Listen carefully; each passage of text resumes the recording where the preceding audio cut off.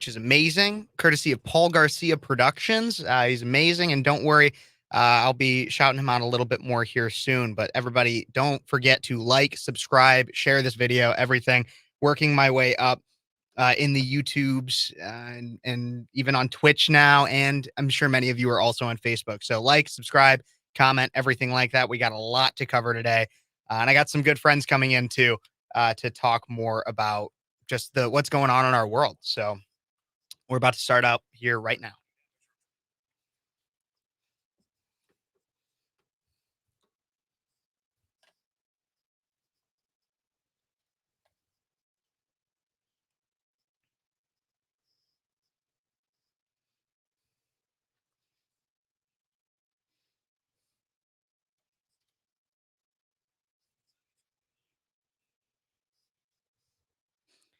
Hey, Bloomington Normal, and welcome back to Speechless on Cities 92.9, the news and talk of Bloomington Normal. I am your host, Kev. Thank you guys so much for tuning in. You might be sitting in your car right now listening to me, Kev, while you're driving wherever. But if you're getting home right now, you should know you can also find me on Facebook and YouTube.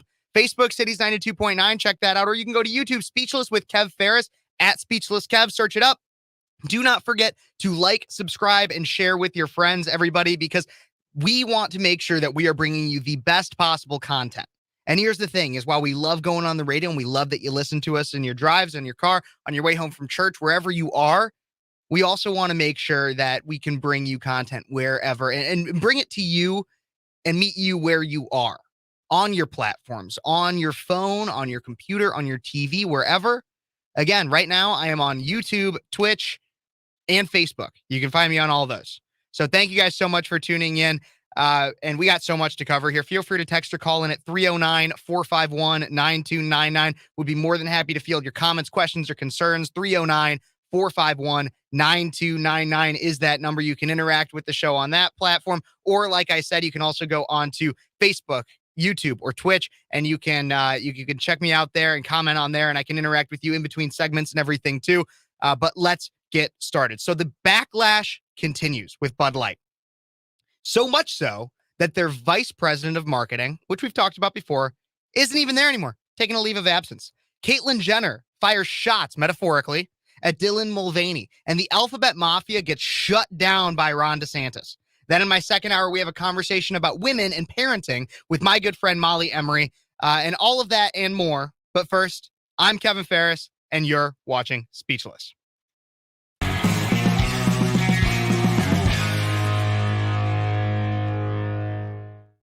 Guys so much for tuning into Speechless on Cities 92.9. If you are just tuning in, today's episode is brought to you by Paul Garcia Productions out of Normal, Illinois. Paul Garcia Productions creates stunning and effective videos and commercials for Central Illinois businesses. Visit paulgarciaproductions.com to learn more and help your business get business. Again, paulgarciaproductions.com to learn more and help your business get business. You can find that link in the comments on my YouTube channel. Click on that. You can see some of the stuff he's done. If you guys have not heard of Paul Garcia, amazing guy. He's really helping me learn a lot about this streaming stuff. So definitely check out his stuff, paulgarciaproductions.com, if you need help getting your business more business. So the backlash continues. Bud Light. It has been in the news for multiple weeks now. I've talked about it on air on my YouTube channel at length. I thought it would have died down by now. But as I talked about in one of my YouTube videos, Sal Alinsky's rules for radicals: pick a problem, target it, isolate it, and destroy it. That's paraphrasing. It's a different phraseology, whatever. But that is what we are doing. According to in an article from yesterday from the Daily Wire, actually, could it be today? Yes, it's yesterday. From country stars to restaurant chains, the Bud Light backlash isn't slowing down. Anheuser-Busch is still facing backlash and boycotts weeks after the company teamed up with controversial transgender activist Dylan Mulvaney to advertise its Bud Light products. The owner of a Florida seafood restaurant chain announced Thursday, a few days ago, that he was removing Bud and Bud Light products from his establishment following the controversial sponsorship. He said, quote, "I am disgusted by what you have done and what you are doing. Grill's seafood deck and tiki bar owner Joe Penovich wrote in an open letter to the corporation via Facebook. Fox Business first reported this Friday, "You are the one causing this division and anger in our society. You are responsible for making some of the gay community think Grills does not welcome them. And you knew exactly what you were doing when you launched this campaign. How could you not? Good old boy beer meets Dylan Mulvaney? Let's see what that does to the country. Nobody is that stupid." This goes way beyond transgenderism. It does, absolutely. Critics of the Anheuser-Busch's team have voiced outrage over what they view as the corporations participating in the erasure and mockery of women. That's exactly what this is. And this article points it out, is that this is the erasure and mockery of women. That's why it's something that we are continuously talking about. That's why it's something that has been in the media for almost a month now, is because this is about the erasure and mockery of women. And it's being perpetrated by a company that once told us they were for more conservative values. Mulvaney, a male, has claimed over the past year that he's a, quote, girl documentary his journey online. Penovich's decision, this is the restaurant owner, to remove the beer from his restaurant is part of a larger trend of Bud Light boycotts, largely from consumers, as the Daily Wire highlighted earlier this month. Jeff Fitter, owner of Case and Bucks, a restaurant and sports bar in Barnhart, Missouri, said Bud Light drinkers have started swapping out their beer orders for other brands in protest. The backlash has hit the country music industry too. Country singer, as I covered last week on the show, country singer Riley Green was met with applause at a Nashville show last weekend when he changed the lyrics referring to Bud Light to Coors Light in his song "I Wish Grandpa's Never Died." Country singer Brantley Gilbert, this is one I didn't get to in my show last week, also made his feelings about Bud Light known when he was thrown a Bud Light can onto stage, grabbed it, and chucked it onto the ground. When he said an expletive, he said, "Yeah, F that." You guys probably know what I'm saying. Can't say it on the radio. Yeah, F that. The country star said after taking a look at a Bud Light can and then smashing it, Gilbert was tossed a different beer and he looked at it approvingly. That was not Bud Light. He looked at it approvingly and tossed it to one of his bandmates to shotgun. Which, if you guys don't know what shotgunning is, I don't know if everybody is hip and cool with the alcoholic terms, but it's basically when you put a hole at the bottom of the drink, you open it up and you chug it from the side of the can. Makes it so it can go down your gullet a little bit faster if that's what you're into. Country singers John Rich and Travis Tritt also joined the Bud Light boycott in saying, "What beer should my bar in Nashville replace Bud Light with?" That's what Rich tweeted earlier this month.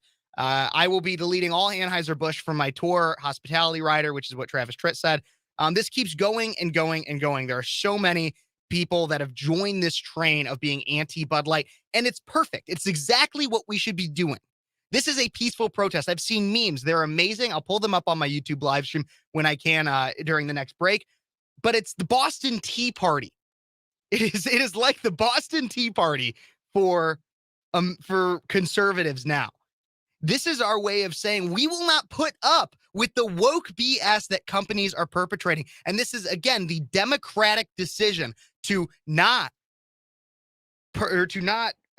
help these companies or not support these companies when they defy our values and they defy what we are here for and what we fight for. Again, this is larger than just a beer company supporting transgenderism, LGBTQ, whatever. This is larger than that. This is about the erasure of women. And again, I've said it on my show. I've said it on my show multiple times. We cannot allow people to wear the female gender, an entire gender, as a costume. That is cultural appropriation. That is culturally appropriating the female gender. I'm finally mad about it, everybody. Mark it as today. I was today years old when I realized cultural appropriation was awful. True cultural appropriation. And that is when, this instance of cultural appropriation is when we have legitimate men, real men, wearing the female gender as a costume. Put it on a bumper sticker. Slap it on your car. My gender, not my gender. I'm a man. I will admit it. But for all the ladies out there, my gender is not a costume. Scream it from the rooftops. My gender is not a costume. And here's the biggest thing too, because I'm going to keep going with some more of the Bud Light stuff because, like I said, it's so important. But I want to be clear with all of this. This is one, no hate to people that are like I don't mean genuine hate to specific transgender people. I think we need to help them. This is a mental illness. If you don't want to classify it as gender dysphoria, which is the mental illness it actually is, then look up the definition of psychosis. Psychosis is still a recognized mental illness, and it's the belief in something that is not. It is the belief in something that is not. Psychosis. Believing you are a man when you are not a man, or believing you are a woman when you are not a woman. That is psychosis. And so that's what this is, and we need to be getting those people help. The reason why this is such a big issue is because we have an entire side of the political spectrum, the left side, the entire side, majority, saying that the truth doesn't exist, that the truth is subjective. There is a biological imperative. There are like 3 things that you're guaranteed in this life, and that's your gender, which you're born with, death, which you die with, and taxes, which we all got last week. I don't know about you guys. I was totally stolen from by the government, but those are the 3 things that you're guaranteed with in life. But following more into this controversy, the vice president, I covered a lot. There was also a big story I covered on my YouTube. You guys should go check it out. Go check out on my YouTube at Speechless Kev. I did a whole video about how there is a 90s ad from Bud Light in which men dress up as women, not because they are gender confused or anything, but because they want to enter a women's tabletop pool tournament. They want to enter that tournament so that they can win a case of Bud Light from the tournament because they know they could beat the real ladies. It's really funny. Go check it out on my YouTube. Again, like, subscribe, share at Speechless Kev, Speechless with Kev Phares on YouTube. It's a great video. I recommend checking it out. But this is out of yesterday, according to Fox Business. The Bud Light marketing VP takes a leave of absence in the wake of Dylan Mulvaney's backlash. Trouble began for Bud Light following its brand partnership with TikTok trans activist Dylan Mulvaney. So I've covered on this show last week about how there was the VP of marketing for Bud Light that was talking all about, she said that she wanted to get rid of the fratty image of Bud Light. Well, now Anheuser-Busch is rearranging the management of its Bud Light brand following a boycott by conservative drinkers. Bud Light marketing vice president Elisa Heinerscheid is taking a leave of absence and is being replaced by Budweiser global marketing vice president Todd Allen. Ad Age reports. The company has also hired 2 consultants with experience in Washington, D.C.'s conservative circles to advise the brand moving forward. So they're trying to win back. This is how we know. Guys, we are winning this culture war right now. The conservatives are winning this culture war. I've had people on the right tell me the culture war doesn't exist. Everybody, the culture war does exist 100%, and we are winning it. That is what is happening right now in front of our eyes. But we can't. The thing is we cannot stop. This is what I say Bud Light needs to do to win me back. What Anheuser-Busch needs to do to win me back is 1, fire that VP, 100%, the one that's taking a leave of absence, fire her. 2, apologize to your marketing base, everybody that was drinking Bud Light, myself included, everyone that was drinking Bud Light, any Anheuser-Busch product, apologize to the people that are now boycotting, say, hey, we're actually really sorry. We should not have done that. We should not have taken a stand. And the CEO's apology did not go far enough, because the third thing that needs to happen, the third thing I need to see out of Bud Light is I need an apology directly to women. Look, it's not an apology to me, but I have a girlfriend. I have a mom and 2 sisters. I have friends that are women. And I support them deeply. Hey, I'm a feminist icon, everybody, here on Speechless. I'm a feminist icon. Feminist icon Kev demands that Anheuser-Busch apologizes to each and every woman for perpetrating the idea that the female gender is a costume or is something that you can play pretend as. I'm telling you, it is necessary that Anheuser-Busch apologize to their base and women specifically.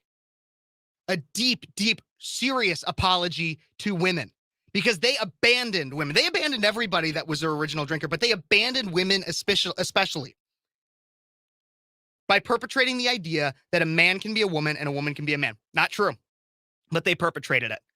Moving on.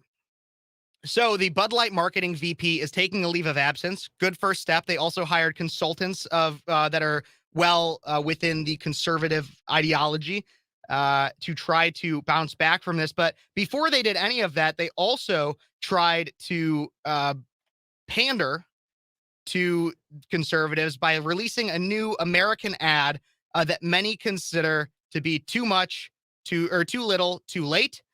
And so here I'm going to play that ad. I'm going to describe what's going on for people on the radio, and I'm going to be able to show it to everybody online on Facebook. Here is that ad.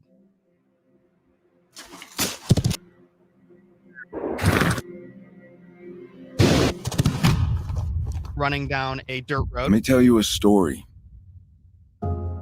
about a beer rooted in the heart of America, found in a community where a handshake is a sure contract, brewed for those who found opportunity in challenge and hope in tomorrow,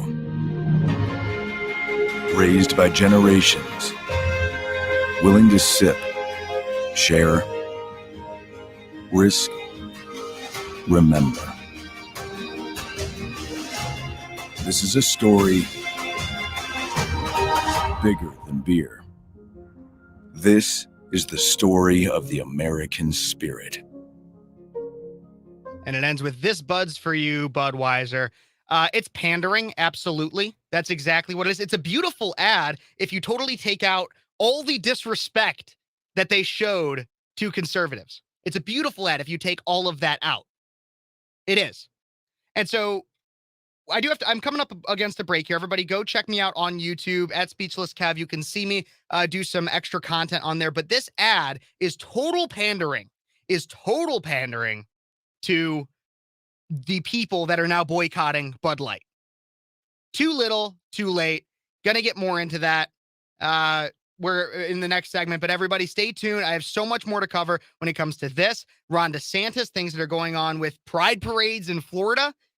I'm really excited to be able to bring all of this content to you guys. Again, go checking me out on YouTube, on Facebook, Cities 92.9 Facebook, YouTube, Speechless with Kev Phares. Like, subscribe, and share. Thank you so much for tuning in, and we'll be right back with more Speechless on Cities 92.9, the news and talk of Bloomington Normal.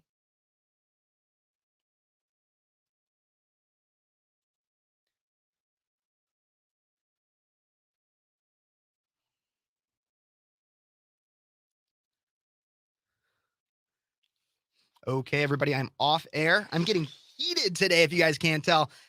This Bud Light thing has had me up in arms, and like really just unhappy. I've been very unhappy for a while with the way that companies have taken such big stances on our on political issues. I want to be able to purchase a product because it is a good product.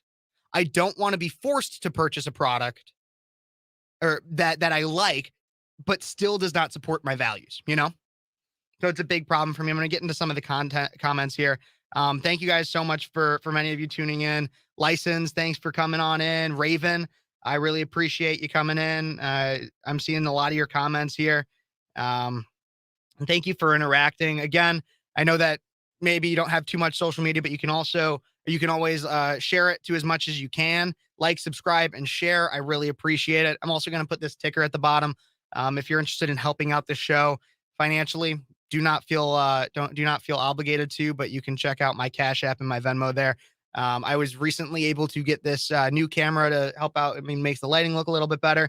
I'm working on making sure that the video quality is just as good as well. That's all thanks to Paul Garcia Productions. Go check that out. The link is in the comments section of my of this video, so you can check that out. I think this comment really describes a lot. Sorry, Anheuser-Busch, a day late and $1 short. Absolutely. Absolutely, Raven.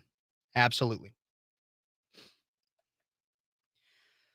I got to take a breath before we get into this next segment here.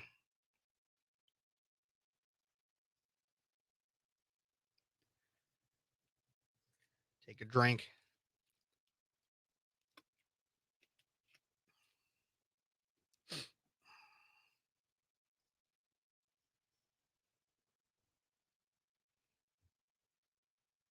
Thank you all for tuning in. We'll be back live on the radio in just about 30-ish seconds, where I'll be getting more into this. In the meantime, like, subscribe, and share. Thank you so much for tuning in, everybody.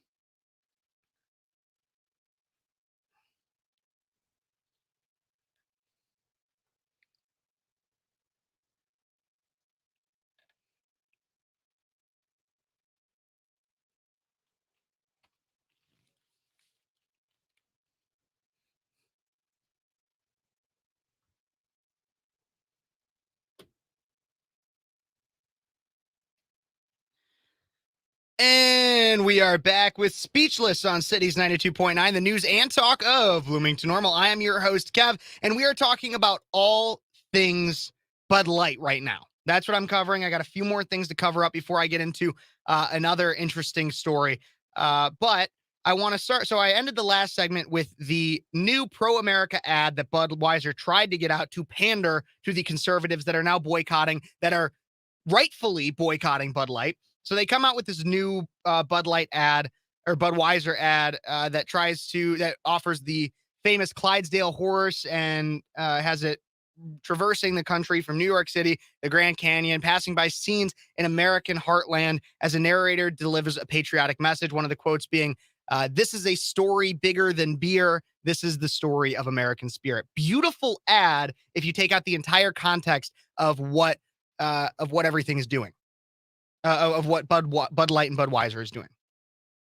And so there's been this set off a Twitter firestorm. Brandon Morse on Twitter had to say, "Hey, Anheuser-Busch, if you're at a point where you're literally referencing 9/11 in hopes that it would make us fly over yokels, run to the store and salute a 12-pack of Bud Light, you should just apologize instead.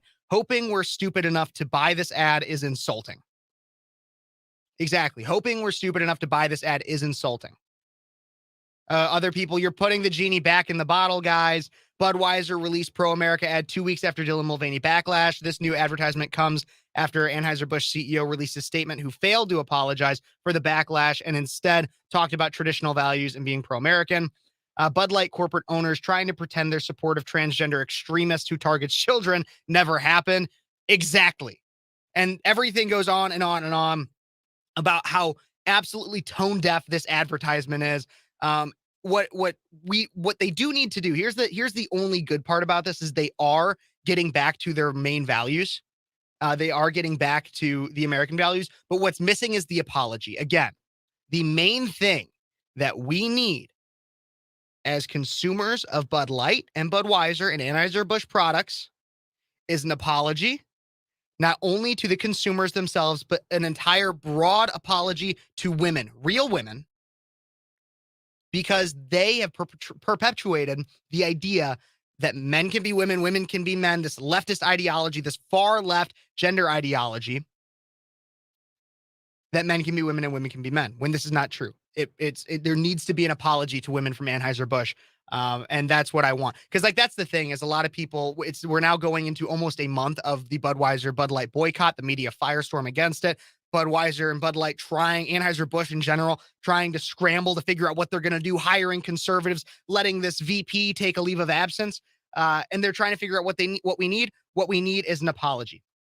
And so even an executive of Bud Light's marketing, or a former executive, took to Fox News and other areas trying to say what's going on with this. And what he had to say was, that's the bet they're making. I think that's the wrong bet. And I think now is the time to go back. And for companies like Anheuser-Busch to say that, hey, moving forward for brands like Bud Light, we are not going to be political. We are not going to get involved in environmental social governance movement, because that's what the customer wants. That's what Fredericks, one of the former Bud Light execs, had to say, is that they should just come out and say, we're done doing this political BS and we're getting back to making beer, along with the apologies. That's what we need, everybody. The apologies to men, women, consumers, especially women. They should apologize to women. Everybody got so much more to cover here on Speechless. Coming up, a feel good story. I'm going to bring in a feel good story out of a Christian college. And then I'm also going to talk about pride parades being canceled in Florida and why that's happening. Everybody, we'll be right back with more Speechless on Cities 92.9, the news and talk of Bloomington Normal.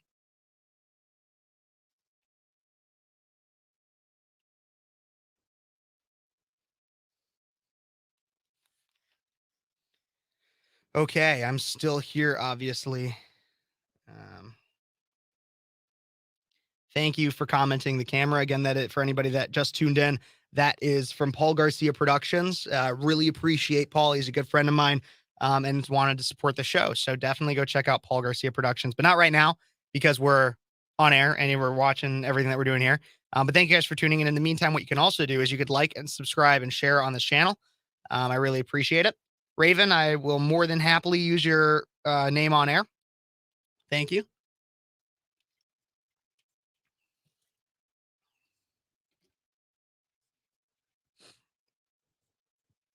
So thank you guys. So we had a lot to cover. I got a former school board candidate and just a mama bear energy coming into the studio later today at around 4 o'clock.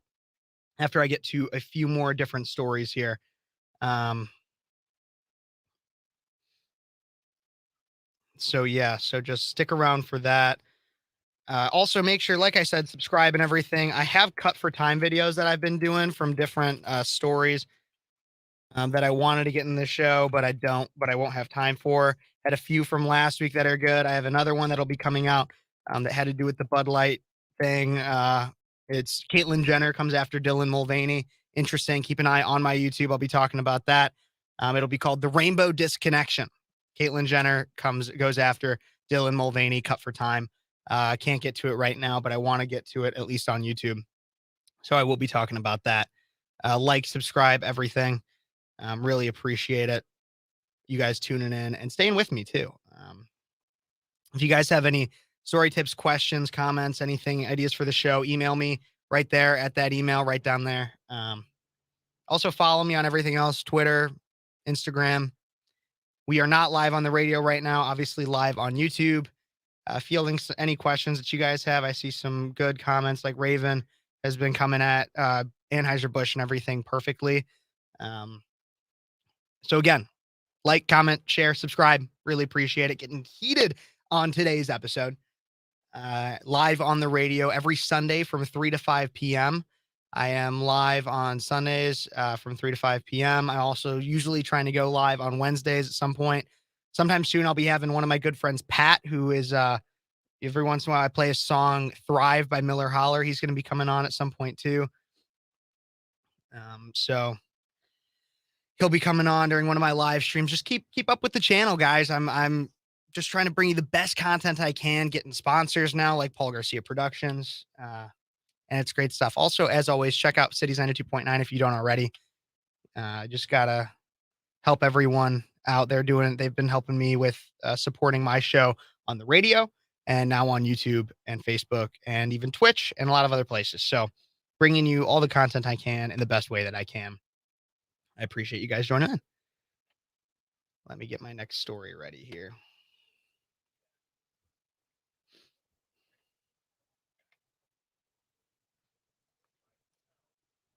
If you're interested in even being, as I should have mentioned this earlier, too, if you're interested in ever being a guest on the show, shoot me an email at that. I'll talk to you a little bit more, see what we could talk about. I'm more than happy to have pretty much anybody on the show.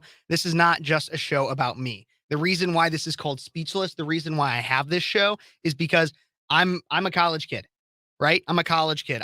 There's been many times where people like me, my peers, do not feel comfortable voicing their views on a college campus. In some cases, punished for voicing their views, or even have grades suffered. Some people have been kicked out of school, have been removed from their offices within their student governments and such, simply for having common sense opinions and truthful opinions. Like, men cannot be women and women can be men and women cannot be men. So this show is not just about me. It's about all of us. And so if you would like to be a guest, if you have something special to say, you can do that email. If you have just a short and you want to be a longer guest, hit up that email and I can have you on for like a half hour, full hour, anything like that. You could also text or call in. If it's just a shorter thing, I got a phone right here. I can tie you right in. Text or call in at 309-451-9299. Again, that number is 309-451-9299. I'm going to be bringing that up also when we come back live on the radio. That can also get you on air with me. If you do call into that number, make sure that you are keeping it clean because I am live on the radio. So make sure you're keeping that clean.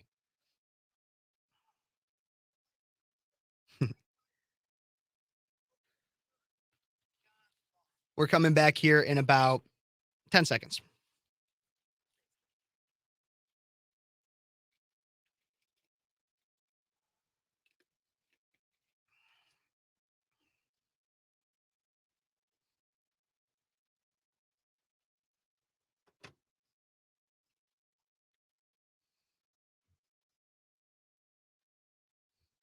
And we are back with Speechless on Cities 92.9, the news and talk of Bloomington to Normal. Also live on YouTube, Twitch, and Facebook.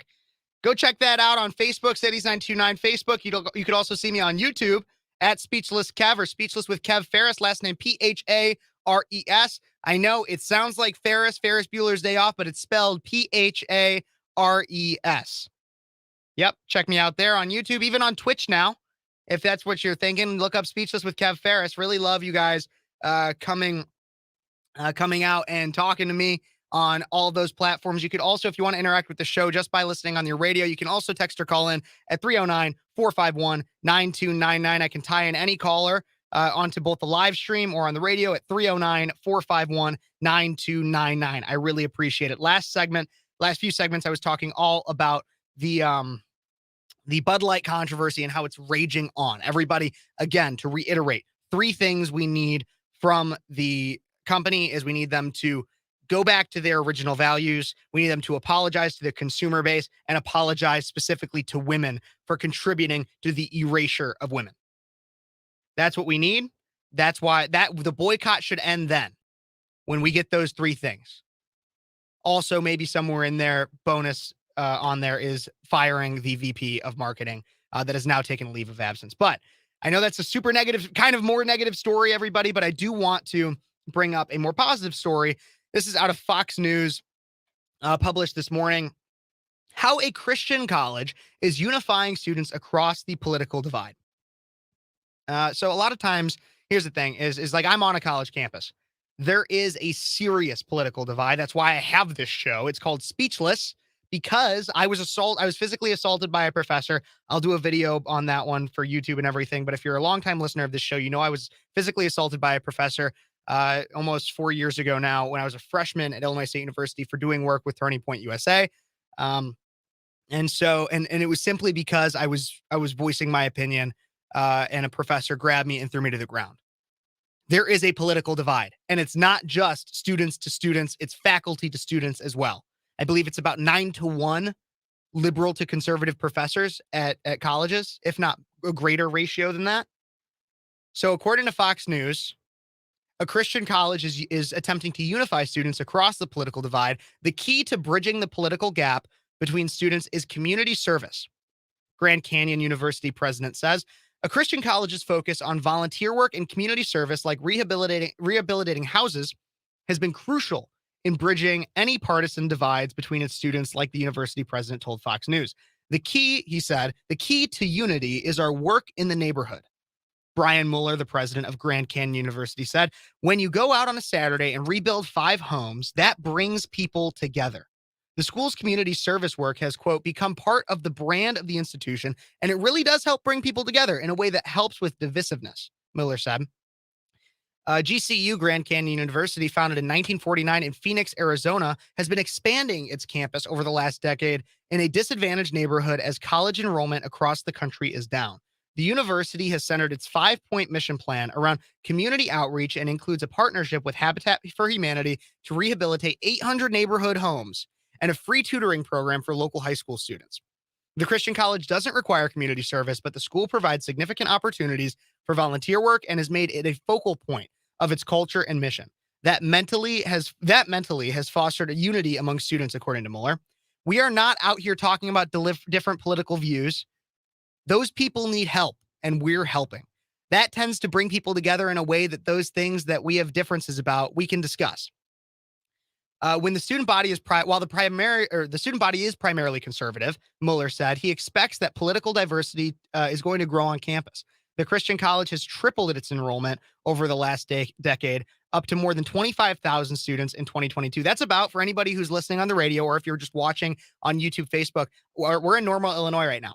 That's about how many people. If anything, that might be a little bit more than what Illinois State University has in our town. So this Christian college is 25,000 students in 2022, and the university spokesperson said that it estimates the campus to have at least 400 DACA students enrolled. So that's immigrants that are accepted, illegal immigrants, but now legal based on the DACA program.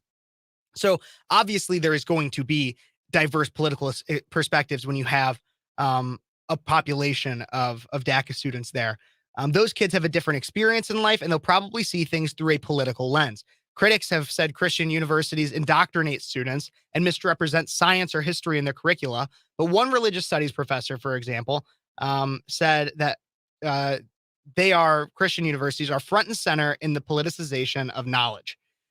The kindness, the caring, all of that should exist in a Christian community, exists here in a very noticeable way, the president of GCU said. And then it is expounded because all of their work is being put forth towards less fortunate people in the neighborhood. I think this is amazing. This is a feel-good story. And I don't really have too much of an opinion about it other than this is good work. I think it's a really interesting tactic to bring in the idea of service and I think that's a Christian way of seeing things, is that service bridges all gaps. That was a Jesus teaching. I'm religious. I could be better. I could know more, like David Paul Blumenschein, who's here on Cities 92.9 from 1 to 3. I could be better in how I know, but I know for a fact that is a teaching of Jesus Christ, is that service, it should be at the focal point of your life, service to others. And that definitely bridges a significant divide that we have. And thank God GCU is working on that. Grand Canyon University. Go check that out. I'm going to follow how that might be going in the future. Always want to find stories about how we can continue to serve our localities in making sure that we can help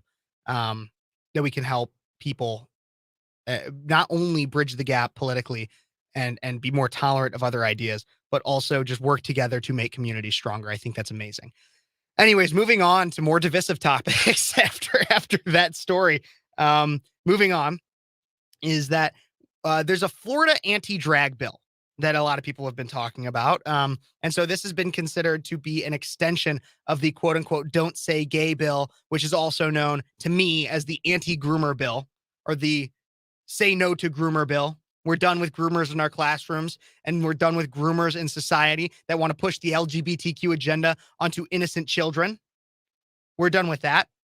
But so there's the Florida House Bill 1423, the Protection of Children Act, that says it prohibits governmental entities from issuing permits or otherwise authorizing persons to conduct performance in violation of certain provisions, authorizes division of hotels and restaurants to suspend, or they will revoke licenses of any public lodging establishment or public food service establishment if the establishment admits children to adult live performances, provides violation constitutes immediate serious danger to public health, safety, or welfare, authorizes division to impose specified fines or violations, specifies division may revoke or suspend license of a person found to be maintaining licensed premises that admits children to adult live performances, yada, yada, yada. Basically, it's saying you can't have kids at a drag show. And if you do, then, or not even just a drag show. That's the other thing, too, that's kind of crazy about this. It's not just a drag show. I'm sorry for misspeaking on that. It's not just a drag show. What this bill says is that you should not have children viewing live adult content. Really, you shouldn't have children viewing any adult content, but I guess you can't stop everything. But you should not have children viewing live adult content. And this includes drag shows. We see, it's happened in Illinois. It happens all across the 50 states. We see videos, even internationally, that there's kids that are being accepted into drag shows. There are now child drag stars because some of these movements are pushing a scary grooming agenda under the guise of pride. Look, I got no problem with who you want to sleep with, personally. If you're gay, go do your thing with as many people of the same sex as you want. I don't care. It's not my problem. But the people that you're talking to this about your sexuality to, the people, even if you're straight, go have sex with as many people you want. I don't care. Not my problem. You'll face your judgment when you meet your creator. That's the way I see it. Hate the sin, not the sinner. But don't be pushing it onto kids. You shouldn't be. I'm 22 years old and I know this. And there's other people that want to push this onto kids. It is a scary agenda, and they claim that you're homophobic if you don't want kids exposed to this crap. What this bill has led to, though, is for Florida gay pride parades to be canceled after a quote-unquote anti-drag show law passes. So that's how they're framing this. They're framing this as if it's an anti-drag show law, when in reality, this law is pro-child. This is a pro-child law, not anti-drag.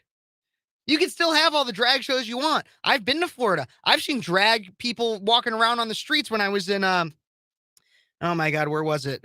Key West. I was in Key West like 4 years ago when I was 18. And there was drag people sitting outside of their drag bar and just saying, hey, baby, come on in, whatever. And they were sitting outside and they were having people, and I was in Florida, saw drag and okay, whatever. But it's just saying, don't bring it to kids. This is a pro-children bill. But anyways, according to CBS News, a Port St. Lucie gay pride parade has been canceled, and other pride events have been restricted to people 21 years and older in anticipation of Republican Governor Ron DeSantis signing a bill meant to keep children out of drag shows. That's one of the main purposes of it. But as it said, it's about adult content in general. It means that you don't want a little kid going into a strip club either. So the Pride Alliance of the Treasure Coast posted Wednesday on Facebook that the decision to change this Saturday's Pride Fest events was made after multiple conversation with Port St. Lucie officials. In quote, we hope that everyone understands that this is definitely not what we wanted at all, and we are working with the city to ensure our safety as well as produce a positive event. The Florida House sent DeSantis a bill Wednesday that bans children from adult performances, a proposal aimed at the governor's opposition to drag shows. Children's drag shows. It doesn't say that, but opposition to drag shows. The legislation, which awaits the governor's signature, would allow the state to revoke the food and beverage licenses of businesses that admit children to adult performances. The DeSantis administration has moved to pull the liquor license of a Miami hotel that hosted a Christmas drag show, alleging children were present during lewd displays. So the headline of this says, Florida gay pride parade canceled after anti-drag show law passes. I want to focus on the after anti-drag show law passes. I think what it should say is Florida gay pride parade canceled after nudity and lewd behavior not allowed in front of children. Because that's the thing. I have no problem with a gay pride parade if they are out there talking about their history and their fight for their equal rights, whatever. But when your pride parade, I've seen it in Chicago, it's not pretty. It's scantily clad men and women with phallic objects stickered to them, and they basically have their genitals out. It's disgusting. And they're screaming, respect me, respect me. I wouldn't respect you if you were straight doing that thing. It's not about your sexuality. It's about the fact that no respectable person goes out into public claiming to be having a parade, and the parade is full of grotesque nudity in public, in front of children. There's a metaphor here about the loss of innocence, and I'll let you guys find it because we got to take a break here, and we'll be right back with more Cities 92, or with more Speechless on Cities 92.9, the news and talk of Bloomington Normal. Of course, you can always go see me on YouTube, interact with me. I can interact with you. Speechless with Kev Phares on YouTube. Phares is that last name. You can also check me out on Twitch or on the Cities 92.9 Facebook page. Check me out on all of those. I really appreciate it, guys. We will be right back with more Speechless on Cities 92.9, the news and talk of Bloomington Normal.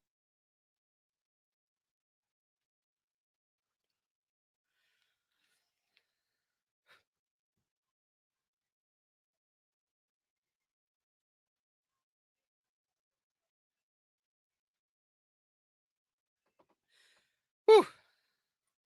Okay, everybody. Keep up with the chat and everything. And as always, go like, subscribe, and share.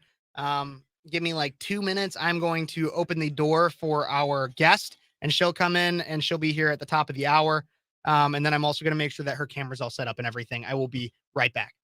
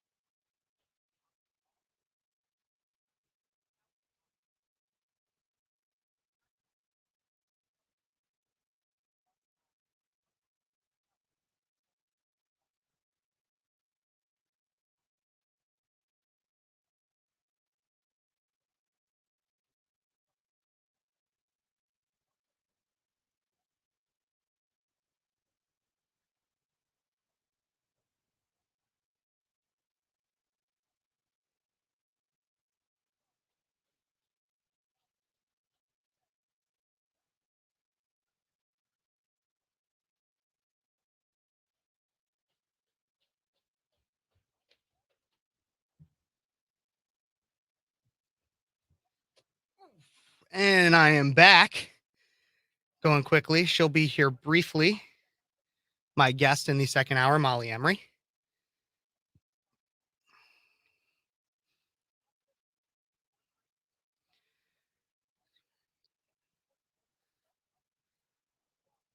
Didn't mean to put myself out of that. Just setting up the camera and everything here.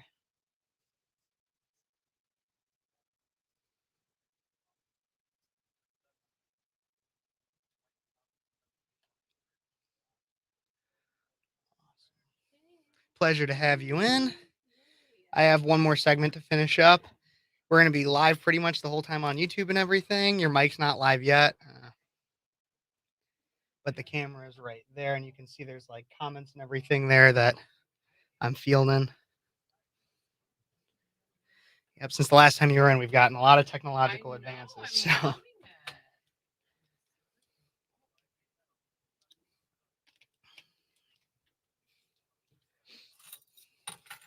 how have you been? Yeah, Had some sulking days. I'm sure. Yeah, it's like fifth place with 4 seats is just pretty much the worst place. I understand. Absolutely. Everybody, if you're just tuning in, we are on a break from the radio. We'll be back in about a minute. I do have a guest in my second hour, and she's amazing, bringing that mama bear energy. So make sure you guys stay tuned for that. Going to finish up this whole story about Desantis and this gay pride parade stuff going on. So stick around for that, and then we're going to get into how are we going to save our children, because that's really the heart of the question. I mean, if we want to, I believe it's the Ben Franklin quote. We have a republic if we can keep it. And our children are the future of which he means if we can keep it. And so we need to be able to save our children from a lot of this woke crap that's going on. And we got a mom to come and solve the issues. So because I can't, who knows? Okay, coming back in about 10 seconds.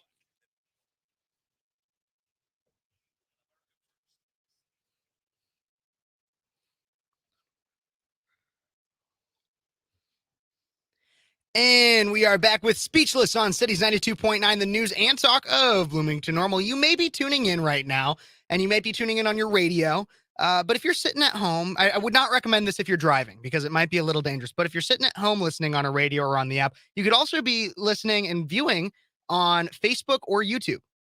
You could be checking us out there, Facebook, Cities 92.9 Facebook. You could also be looking at YouTube at Speechless Kev or Speechless with Kev Phares. You can find me right there, interact with me, and I can interact with you live almost every Sunday, pretty much every Sunday from 3 to 5 p.m. And I'm your host, Kev, and you're listening to Speechless. In the previous segment of the show, I was talking a lot about There's Florida gay pride parades that are being canceled after quote unquote anti-drag show law is passed in Florida. Obviously, Governor Ron DeSantis plans on signing that. Governor Ron DeSantis will actually also be in Illinois coming up soon. On May 12th, the Tazewell County GOP, our Peoria County GOP, are hosting at the Peoria Civic Center. They're hosting Ron DeSantis. And I plan on being there. I know my guest in the next hour, Mollie Emory, also plans on being there. A lot of people plan on being there. And honestly, I don't know if this can happen. I'm going to reach out to his media people, but maybe I'll be able to get a short video that I'll be able to post on our Facebook, on our YouTube, everything like that, where I'm talking to DeSantis a little bit about what his future holds, because obviously he has yet to announce that he's running for president. Everybody's kind of expecting it. And from my sources, I've been told that barring absolute catastrophe, he plans to run. But he's going to come here to Illinois because obviously Illinois is, a lot of people know or believe that Illinois is a lost cause. Florida was at one point a deep purple state, was considered to the year I was born, the year 2000, Florida decided the 2000 presidential election by a few hundred votes and some hanging chads in the Supreme Court. If you don't know that, I guess I could even do a video on that one. But Florida used to be deep purple, and now it is bright, bright red. It is. And that's what we're seeing is Florida is standing up for children by saying that they can't allow children to be at these adult live performances. Now, everybody tries to claim that it's anti-drag show. And yes, it's definitely talking about drag shows because in the media recently, we see that the Alphabet Mafia has come and said, no, we need kids to be at these shows. It's inclusive. It's inclusive. I don't care if you think it's inclusive. I don't care if it's a man dressed as a woman dressed as a man, or just a woman or a man in scantily clad clothing. A child has no need to be there. Imagine if we had strip clubs in Illinois, and I honestly wouldn't be surprised if Governor Pritzker wanted to do this. But imagine if strip clubs in Illinois wanted to have children just go and have a story hour from a naked man or woman. That's disgusting. Not only is it disgusting, it's also not age appropriate. When I was in school, I had to get a permission slip signed to watch a PG movie. Why is it that we don't have, that we need that we don't have permission slips? We have a society that just or half of the society that just kind of allows and says it's perfectly fine for children to be going to these drag shows.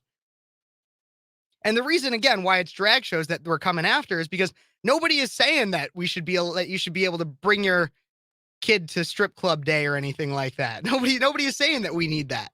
Nobody is trying to push for that. You want to know why? Because most people see it as absurd. Most people. And when I say most people, I mean rational people, logical people, intelligent people. Can't say the same about people that want to bring kids to drag shows. It's crazy to me. Guys, we are coming up against the end of the hour. And we're going to be talking about this. We're going to be talking about some doctors who were caught by Project Veritas saying that they are okay and have treated kids as young as 8, 9, and 10 for transgender hormone therapy, and even in some cases talk about the possibility of surgeries for children. I am not exaggerating when I'm saying they are coming after our kids. They are coming after our kids. Not my kids. I don't have kids yet. I plan on it, but not my kids. But that's why I'm bringing in Mollie Emory, former Unit 5 school board candidate, to talk about not only her children, but our children as a whole and what we need to be doing to make sure that we do not have these perverse ideologies being pushed on our children, because not only is it being pushed on our children, it's also being pushed so that they shouldn't be telling their parents. We have doctors that say if a kid calls us and says, I don't want my parents to know, but I want to do this, they will perpetrate that. They will help with that. It is a perverse ideology. It is disgusting. It is horrific, and it is abusive. And we're going to cover that in the next hour, everybody. Stay tuned for more Speechless on Cities 92.9. I'm your host, Kev. So I got a full another hour to go. Stay tuned for more Speechless on Cities 92.9, the news and talk of Bloomington Normal.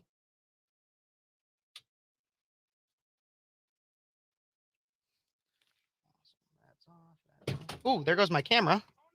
No, We're getting crazy in here. Ooh, sorry, everybody, about that.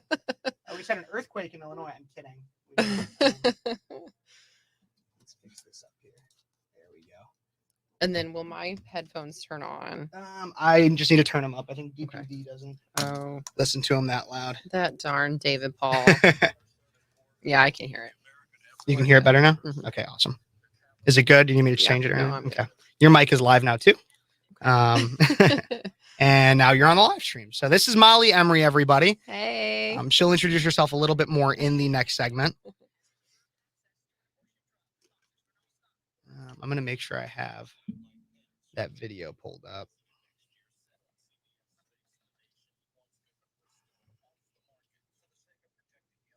Let's do.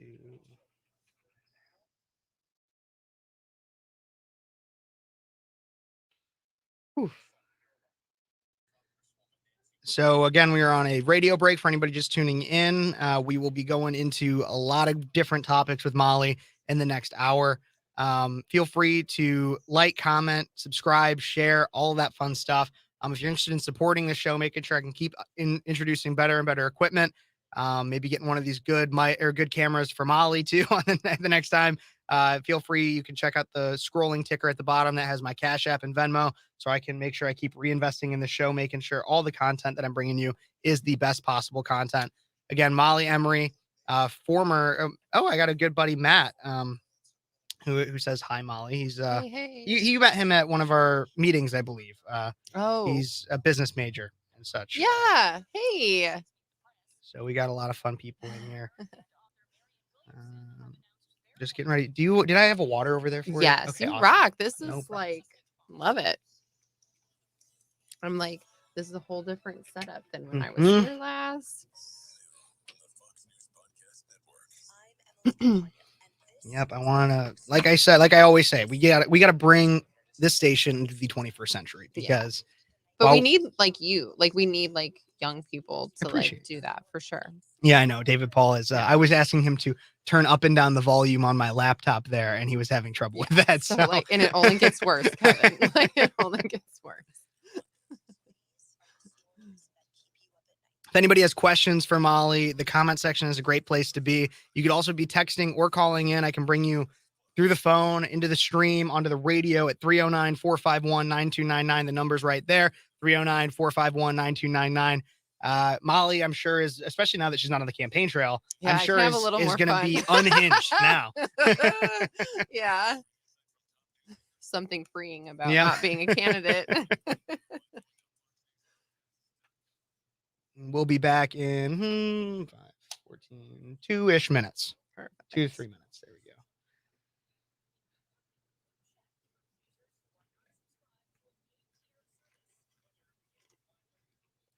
I had to start making notes of all the things I wanted to remember to tell you. Well, I'm excited. Yeah. Let's bring this on.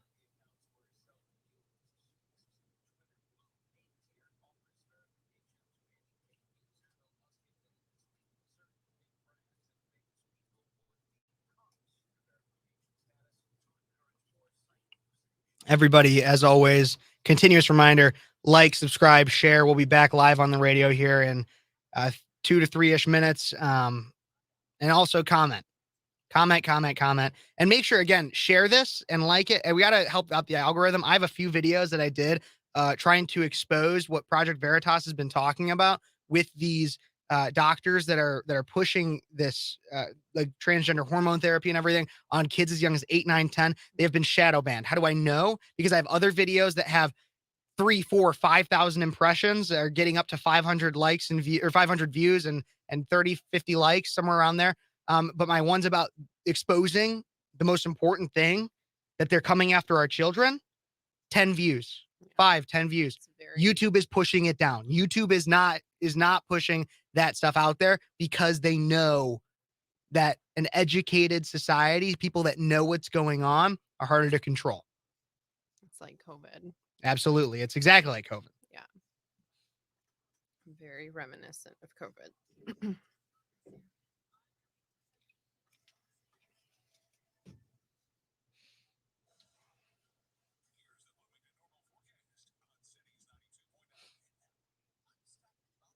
The forecast is crummy. I know. All week. Garbage. I know. Last week it was beautiful, sunny, Mhm. warm. This week, cold and dreary. My kids are like so bummed. Mm-hmm. I'm sure they are.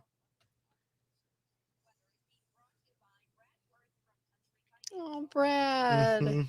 Love the Brad. He's one of our weather sponsors. Love that. Haven't seen him in a while. How's he doing? You know? Yeah, we're coping. Yeah. We're coping. I miss seeing them as much as I did. So Throughout the campaign trail. yeah. That part's hard. Mm-hmm.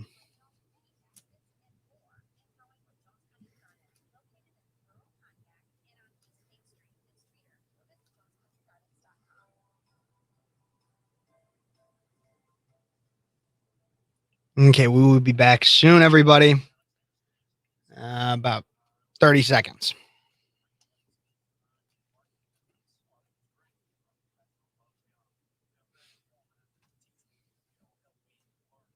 You're right, Raven. There's not many people. I know I have a few from Facebook and such too. I guarantee you, YouTube is trying to push it down. Make sure people don't see this stuff. So again, do as much as you can, like, subscribe, share, try to just push it as much up into the algorithm as we can.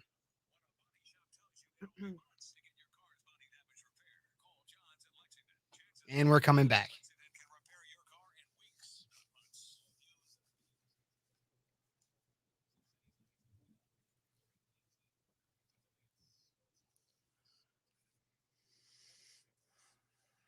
I gotta change that.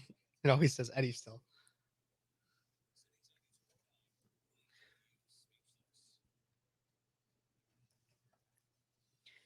Hey, Bloomington Normal, and welcome back to Speechless on Cities 92.9, the news and talk of Bloomington Normal. You might be tuning in on your radio right now, but you could also be tuning in to Facebook, Cities 92.9 Facebook. You could go onto YouTube at Speechless Kev, Speechless with Kevin Phares, last name spelled Phares. I know it sounds like Ferris Bueller or something like that. And while I'd love to have a day off, it's actually spelled with a PH, Phares. Tune in right there. You can interact with me. I can interact with you. You can see myself and my lovely guest in studio today.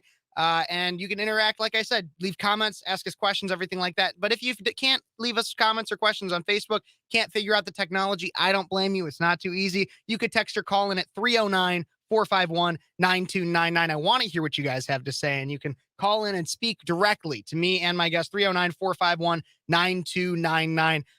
We're coming into the second hour here, 4 to 5 p.m. And for this hour, I am on Sundays, every Sunday, 3 to 5 p.m. But for this next hour, I have a wonderful guest in studio. She's a domestic extremist, everybody. That's me. Targeted by the FBI. Absolutely, because she simply did what any parent would do, tries to protect her kids by speaking up against school boards, tyrannical school boards, and also trying to run for school board. Unfortunately, did not win. Let's talk a little bit about that. Unit 5 in Bloomington Normal, Illinois. You ran for school board. This is Mollie Emory. I didn't even say her name. Mollie Emory. Hello. Ran for school board. Unfortunately, did not win. Yeah. Walk me through kind of why you think that happened. What's going on in our school systems and your election and the election night, everything leading up and following. Yeah. So we ended up in what they called slates, right? And so there were the union bought and paid for candidates, and then there were the rest of us. Yep. And I think that's really what it came down to, Kevin, was the amount of money and manpower that those candidates got. So there were 4 seats open, and I came in 5th. And I had made a joke earlier in the night, and the universe, I think, heard me, that 5th place would be like the worst place to be in. I'd rather just come in last. And so I came in 5th. So, it's been a couple weeks, so I'm a much more functional person than I was like the day after the election. But if you're not heartbroken after losing, then you probably weren't in it for the right reasons. And so I left it all out there. And, as Christians, we're not called to do easy things. We're called to do hard things. And, just want to model for my own kids, like how to lose gracefully and and still be involved and still try. Absolutely. So what do you think? I mean, so we obviously as conservatives did not win much in Bloomington No. Normal, pretty Yeah. much anything at all. I was not alone. I was not. No, I was not no, alone. no, not at all. But we obviously still have work to do. I mean, Yeah. the thing is, your kids are still in the school systems. Yeah. Conservatives' children are in the school system. Yeah. We now have higher taxes in Yeah. our area.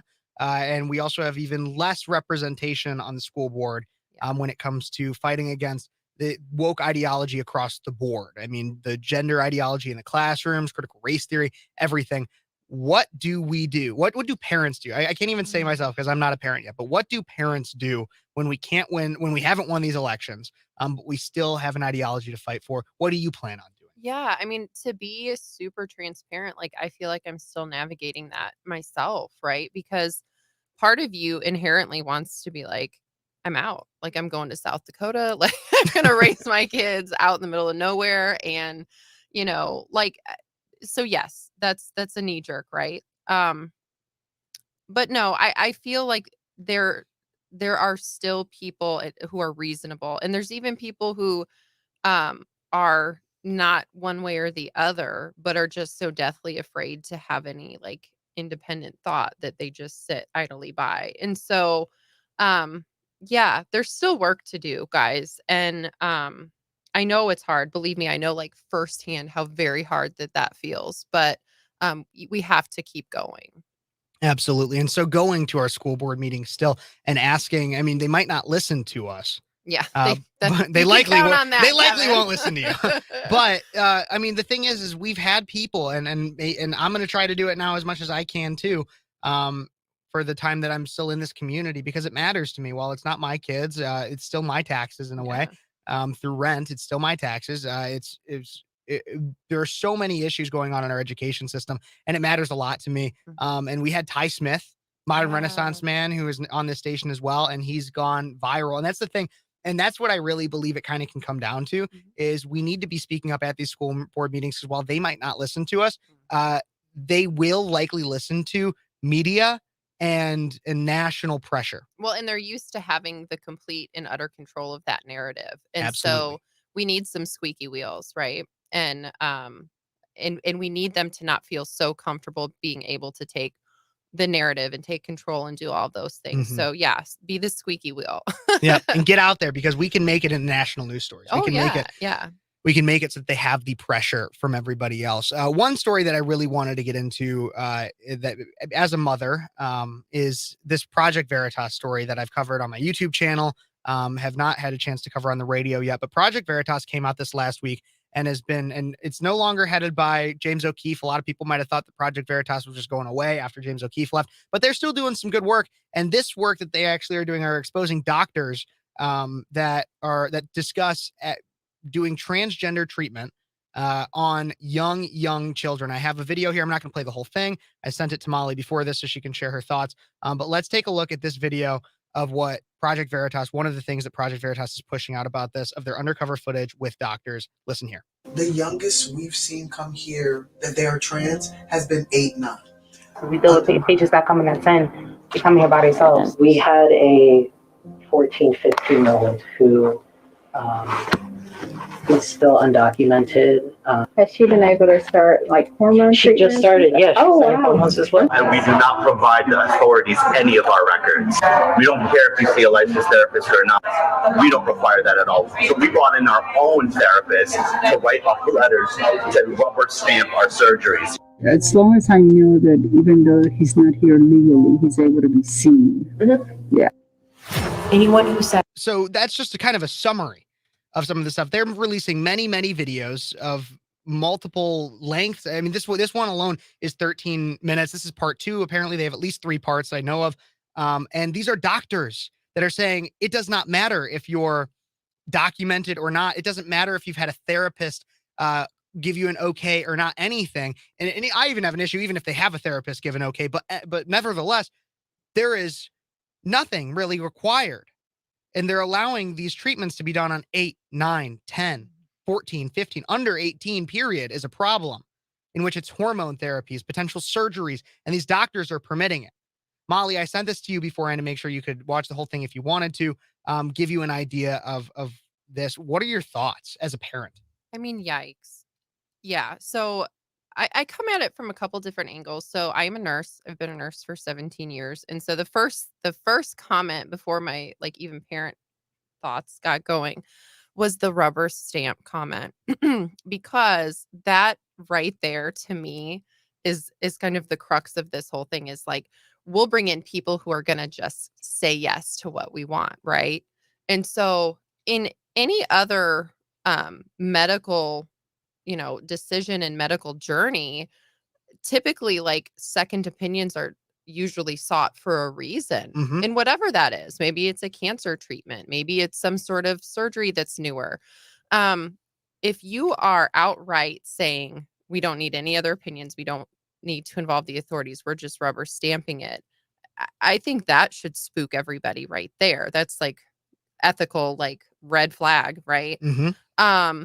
Yeah, so then my mom thoughts are like, "Oh my gosh, my son, we're having an 8th birthday party in a couple weeks, and like we're out catching Pokemon." Like we're Mm-hmm.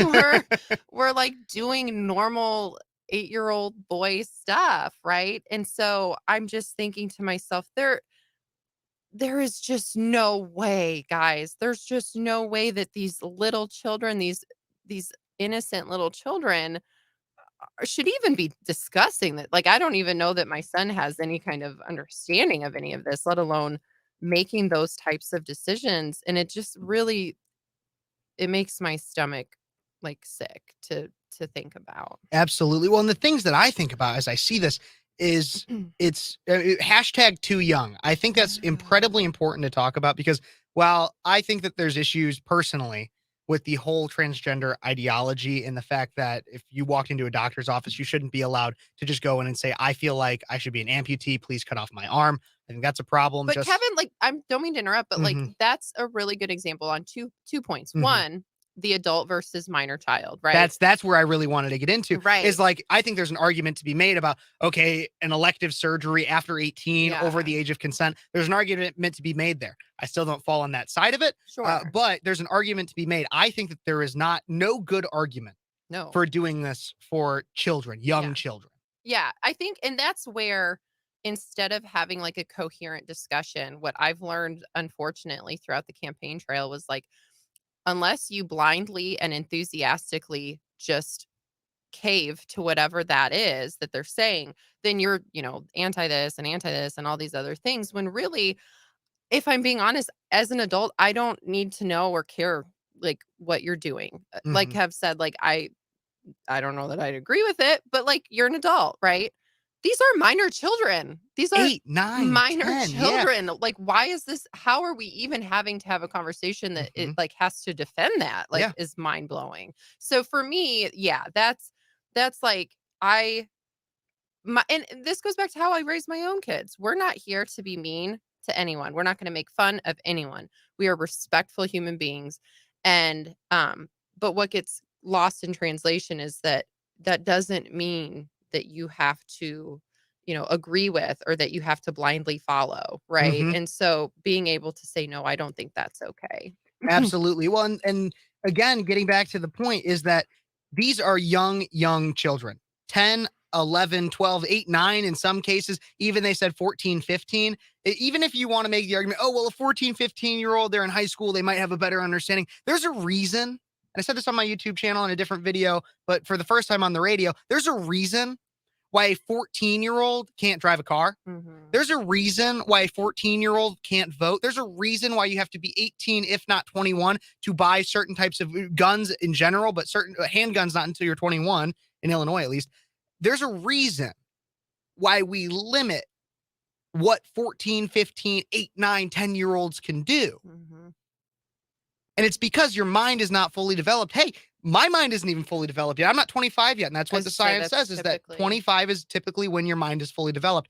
And like I said, so there's an argument to be had as to what you can do when your mind's fully developed, when you're over the age of consent. There's an argument to be made for that. There should be no tolerance for young children being given this. And so why is this happening? And I have my theories, but I'm curious, Mollie, why is it that we have a medical community that is perpetuating the ability for children to be able to maybe not necessarily have these full surgeries, but at least have these hormone therapies that mess with their bodies. Well, yeah. Okay. So see, even before we jump into that, Mm-hmm. I will condense this to be super quick.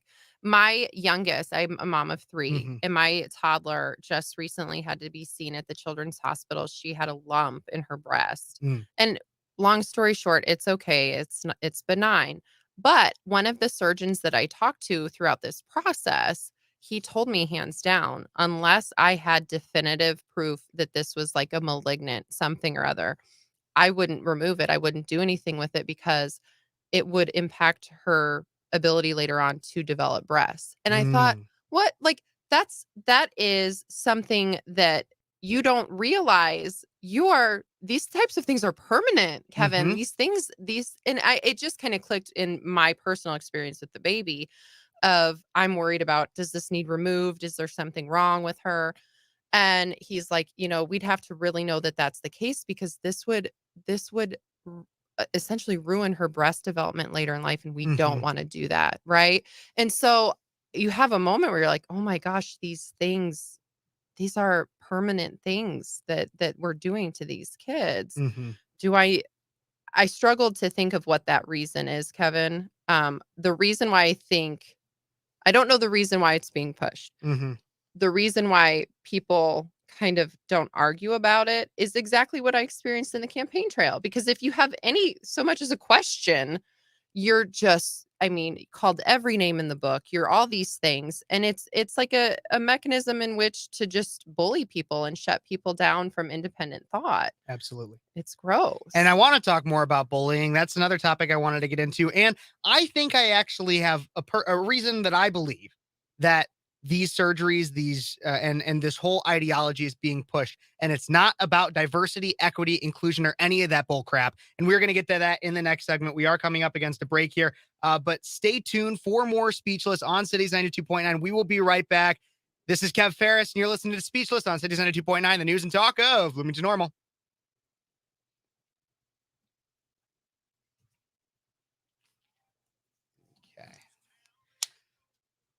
I'm gonna blow your mind in the next segment. I'm telling you. I'm telling you. It's profit. That's really what it is. I'll give you a sneak peek, and everybody on YouTube, it's profit. That's where I'm getting again, into. it kind of goes back to COVID. Mhm. Like it's a couple things. It's money. But I also think like there's an ability to control people in a little bit of that. Oh, absolutely. So yeah, I feel like that's probably at the root of it. Mhm. But Absolutely. If anybody's just tuning in, here with Mollie Emory, former school board candidate. I also had a banner up there. I don't know. You might be mad about this. I don't know. But Oh, it's gosh. Mollie Emory, extremist. In yes, quotes. that's me. You know me. Extreme because she doesn't want her kids exposed to lies that men can be women and women can be men. So wild. And all that. So Mollie Emory, extremist, former school board candidate, mom. And she's here giving us the facts, talking about what it is to be a parent in the 21st century. We're talking all about, like I said, Project Veritas. Go find it on Twitter. It's not, I guarantee you, after this video is fully up and everything, YouTube's either going to take it down or just make it so that nobody can really see it. Because I'm trying to expose the truth, everybody. The truth that doctors are genuinely pushing transgender ideology, transformer ideology, as Ty Smith says, on young children. And it's younger by the day. And it's scary. It's scary. It's kind of funny to make fun of. Like we can make fun of it all we want a little bit. But it's scary because it's about putting profit over people. Yeah. Caring more about the next vacation home the doctor can buy rather than what's best for your child. Yeah. And it's criminal. But we're going to get all the way more into that in the next segment, everybody. Stay tuned. In the meantime, like, subscribe, share, all of that stuff. Get it to as many eyes as possible because somebody needs to be saying it. So I am, and we at least need all of our keyboard warriors out there to keep pushing it out to more and more people because a lot of people aren't even seeing this stuff. Yeah. And it's scary. That happened a lot during COVID. Yeah.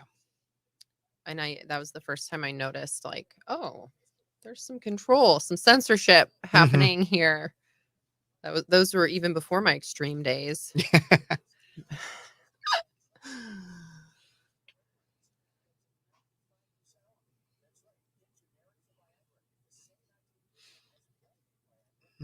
Yeah, I had a few more stories I wanted to go to. The Save Women's Sports bill. That's another one I wanted to talk about. Yeah. As it relates, because I know you have a daughter, but also Yeah. just you and as well, just as a woman, because I talk about it as much as I can. That's the problem I have, is that I can talk about all this stuff as much as I want, but I just have people come in and they're like, well, you're a man, you shouldn't have an opinion. Well, okay. So let's talk about that, because yeah, I feel like that's kind of valid to what we're saying. Shouldn't also I be know, but like able- the point, like I'm not sure if I've said it on my YouTube channel yet, but a lot of times what I'll do is like, I'll have people that are like, well, you're a man, you can't have an opinion on this. And I'll just be like, well, then I identify as a woman today. Yeah. Everyone, I am now a woman for the sake of talking about Yeah. women's sports. And I should not be allowed in them, because while I might be a woman, I'm not a woman. Yeah. See how absurd it all sounds? See how absurd it is? When you boil it down to its most basic level, it is the stupidest thing in the world, this ideology. Again, I think people do know better, but they Mhm. just don't want to say anything. Oh, yeah.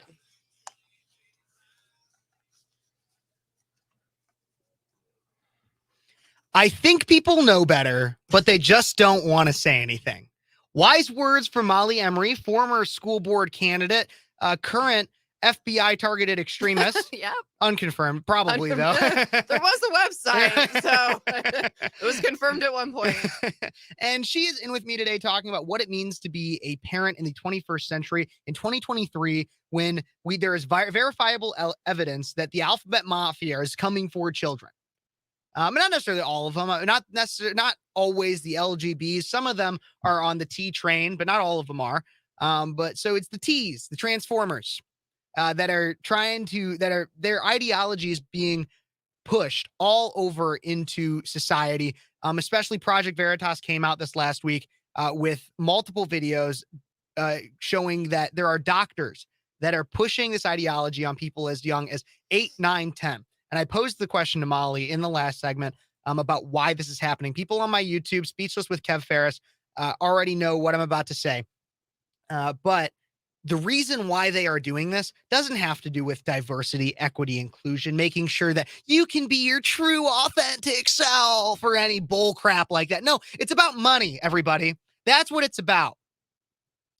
Because Dr. John Doe, when he gives your kid Lupron, which is a hormone blocker, but also is used to chemically castrate sex offenders. When he gives your kid that, he gets to cash in. He gets money from that. When he gives the 14, 15-year-old Chloe Cole a mastectomy, taking out her breasts so that she can pretend to be a man, he gets to cash in. And so that's what it's all about, everybody. It's just like what happened with COVID. Why do you think the government made the COVID vaccine free? Because it pushed money into the pockets of Pfizer, Moderna, and Johnson & Johnson, and then they were able to push that money right back to Democratic campaigns. It's about money. And then they were able to skim a little bit off the top so that they get their new boats, their new houses, everything. And they're going to get, and when I say new houses, they're going to get it on coastal areas, even though they're trying to push environmental crazy, New York's going to be underwater in 5 years crap. Because they know that it's all a lie. It's all about money. And this time, it's not money for the sake of putting a Pfizer vaccine in your body. No, it is money at the expense of children's lives. And Mollie Emory is in here talking with me about all this stuff. We're going to get in the next segment. I know this segment's pretty short. We only probably got a minute and a half, 2 minutes left. We're going to talk in the next segment about Title IX and the Save Women's Sports bill. But Mollie, what do you think, as a nurse and as a mom, about the profit theory? That it's all about money to these people? I mean, so I was that, again, I keep referencing COVID, but yeah, I feel like that was one of the first times in my life and career where I stepped back and was like, oh, I don't like this. This doesn't feel right. And a lot of us in healthcare who had questions or concerns were called names. I have a friend that was basically like pushed out of her job. So yeah, I think that's plausible, Kevin. I do. Absolutely. Well, everybody, we are coming up against a break. Feel free to check us out on Facebook, Cities 92.9, or YouTube, Speechless with Kev Phares, last name Phares. If you want to hear more during the break, but you can also stick around right on your radio, right on your app too. Feel free to text or call in at 309-451-9299. I want to hear what you have to say. 309-451-9299. Live here in studio with Mollie Emory. This is Speechless on Cities 92.9. Stay tuned.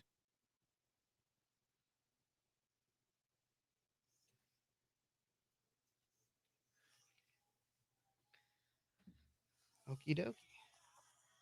And we are still live here on Facebook.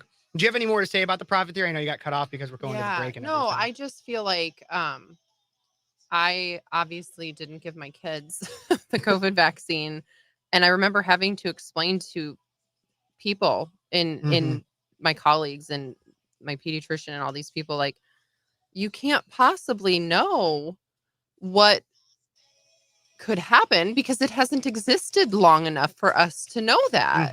Why am I'm a just Joe Blow nurse. Like, I'm not like why am I pointing this out to people? And I think when I saw that, that was a lot of a wake-up call for me, Kevin. That was like, okay, the interest of the patient is not what we're worried about here. No. And it was just a rough time. Absolutely. I mean, I was even almost pushed to, or I was pushed to get it by the university so much. I mean, I had a surgery for my ankle because I badly broke my ankle. And so I didn't do like the testing requirement for like 2 weeks or something. And so then I get an email that says I'm going to go on academic probation because I didn't test. And I told them, well, it was because I had this ankle surgery. So I wasn't even at school for 2 weeks. And they told me so I went to a meeting to try to appeal it. And they told me either my best option is to either accept the academic probation, which would have stripped me from my title of president of Turning Point USA. I was on student government at the time. I wouldn't have had that anymore. And so what they said is if I get the vaccine, if I get vaccinated, they can make it all go away. Yeah. And so I did. Because that makes sense. That should cure all the problems. I know. And then I ended up getting COVID like 2 weeks later. Yeah. After I got the vaccine. I had COVID right before I had my baby, my third baby. And I declined testing at the hospital. It was quite the to-do. It's just one of those things where you're like, common sense just no one had it. No. And if you had it, you were some sort of terrible person for questioning anything. I know. What happened to being able to ask questions? I hear people, even people on the left in education, they always say, well, we need critical thinking. We need critical thinking. But as soon as you try to think critically and ask a question that challenges the narrative, where are you? You're left speechless, everybody. That's what it literally is. Pun intended, 100%. Yeah. In the meantime, everybody, make sure you can like, subscribe, and share this video. You can share any of my other videos too. Check them all out. I had one that recently got a decent amount of views, all about a vintage Bud Light ad that depicted men genuinely dressed up as women, not trannies or anything like that. No, it was just men dressed up as women. And it used to be the butt of the joke. Now it's socially acceptable and you're not allowed to laugh at it unless you're a far right extremist like myself. That's sarcastic for all the lefties out there that are going to put it in their headline like, oh, Kevin Phares, far right extremist. That's what he says he is. No, shut the heck up. Well, if we get called that enough, got to embrace it. I know. They destroy definitions of anything. We will be back. We will be back here soon, everybody. But that's what it is. I mean, I've been called racist so many times now. Well, my favorite was when Amy Jetta always got called that because they knew nothing about her. No. And I'm like, her husband is Indian. And she has, what are you talking about? Yep. Words are meaningless. No, seriously, nowadays. Apparently I'm a Nazi. I was too, I read. I'm a fascist as well. I'm apparently a cold-hearted fascist. So ridiculous. Everything under the sun. Eventually, though, it just becomes like those things no longer hold value or definition. They just... And honestly, it's pretty indicative if you're being called those things. Like if you're resorting to saying those things that you don't have anything really constructive to add. Oh, absolutely. So. Absolutely. I know. I think it's funny though, like when I meet somebody who's genuinely a communist and I'll say to them and I'll be like, you commie. And they're like, yeah, I am. And I'm just like, that was meant as an insult, but you don't even take embracing it. Okay. All right. I'm like, it's more of an insult that you embrace it than me saying it. Like, oh, Our world, Kevin. I don't even know. Yep, we are laughing on our way through the apocalypse, everybody. Because that's what you got to do. It's what we're here for. We got to laugh our way through the apocalypse. One catastrophe at a time. Exactly. I know. I'm pretty sure. What are we on? Like the 8th horseman now? What's the meme? It was like, what book of Revelations are we in today? Let me see if I can find that real quick. Like you wake up, you're like, what book of Revelations are we doing today? I follow Ty on Instagram. I like following him on Instagram.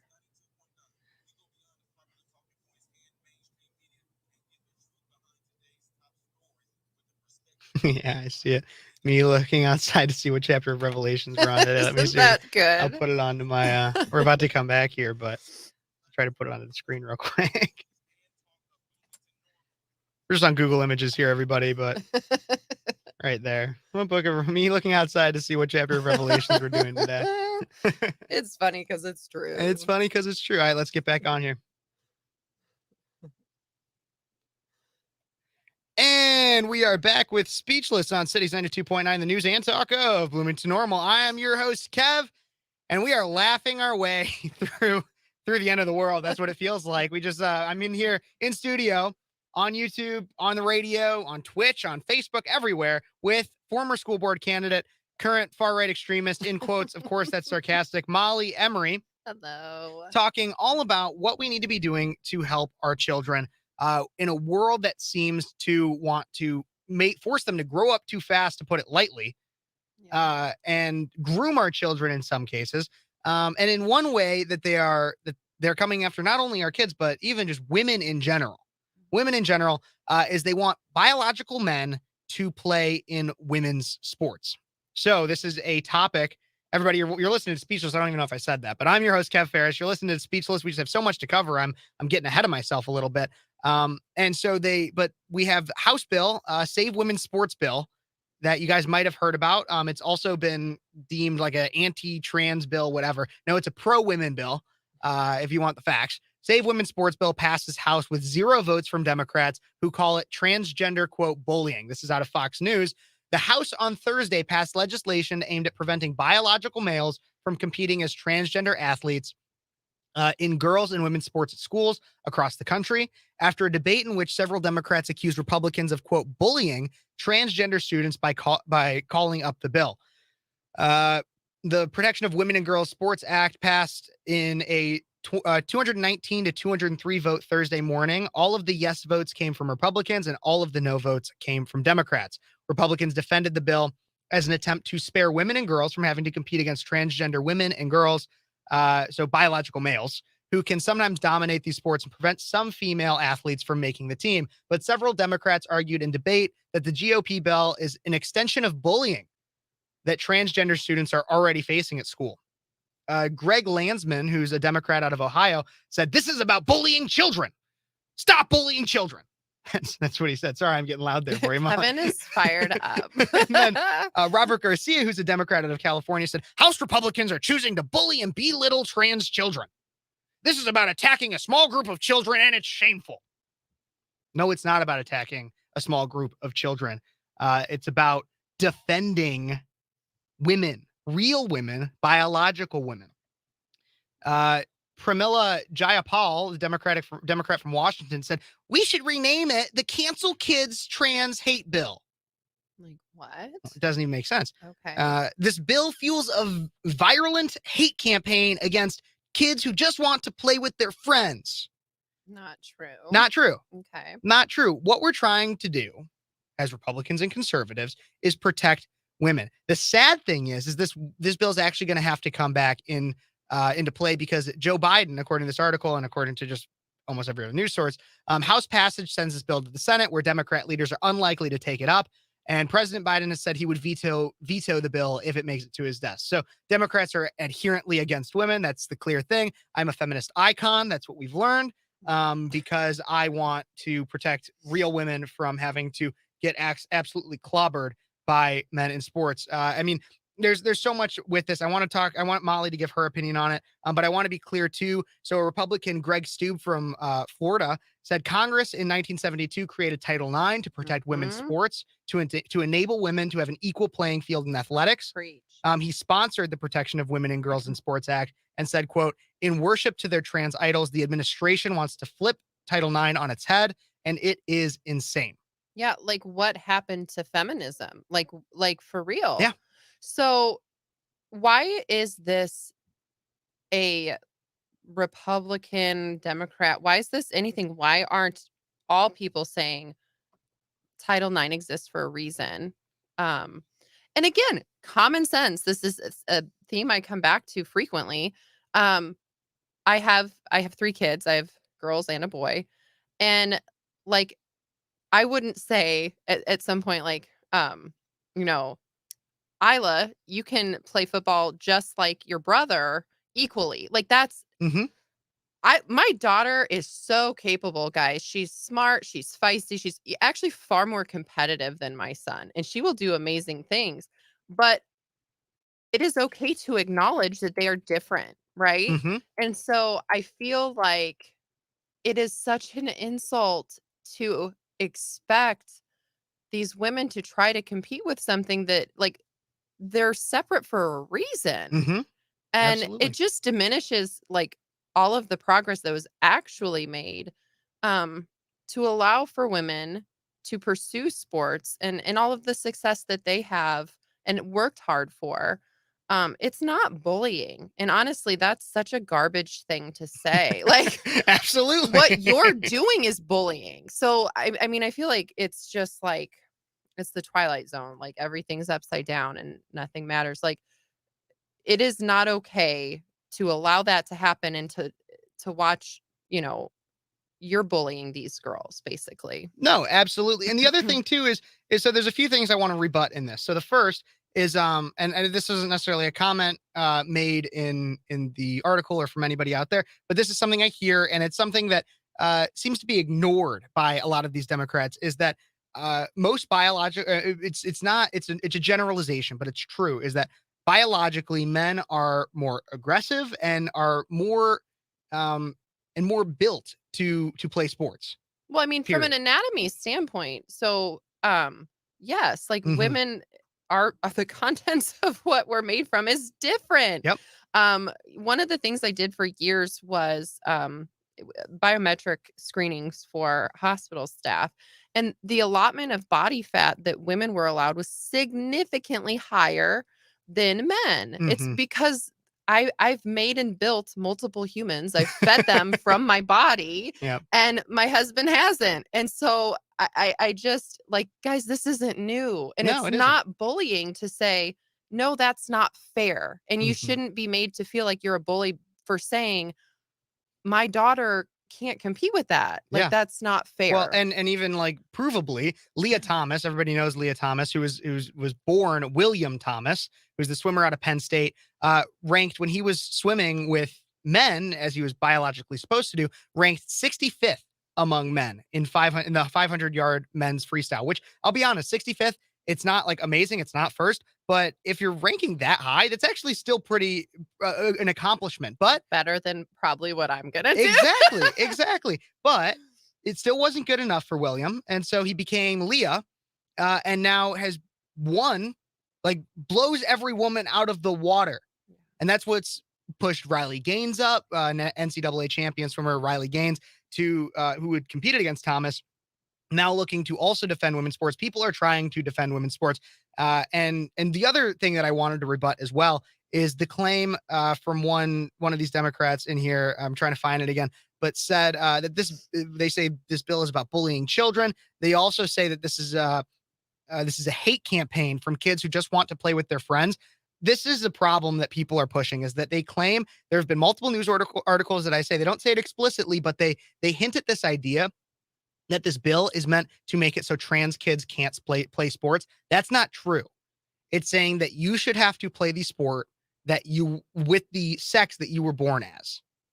So no, you can claim you're a woman all you want, but if you were born a man, you have to play sports with men. You could still play sports. You could still play sports with your friends.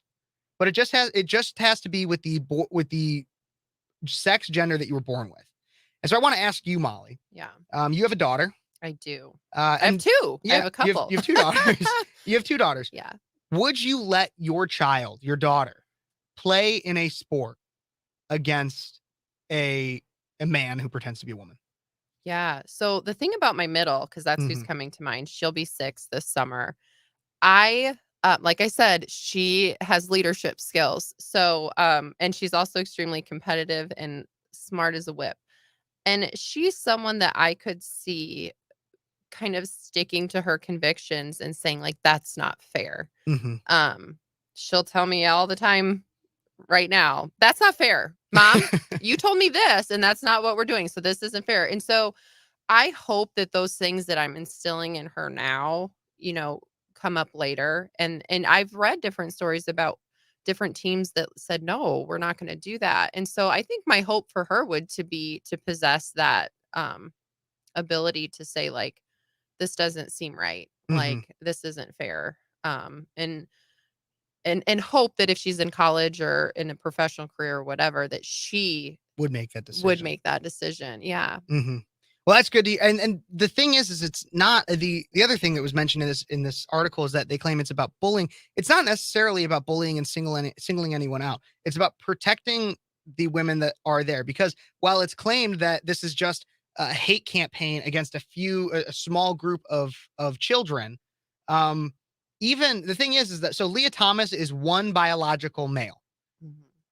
Swimming in the NCAA Division I against hundreds of biological women and winning.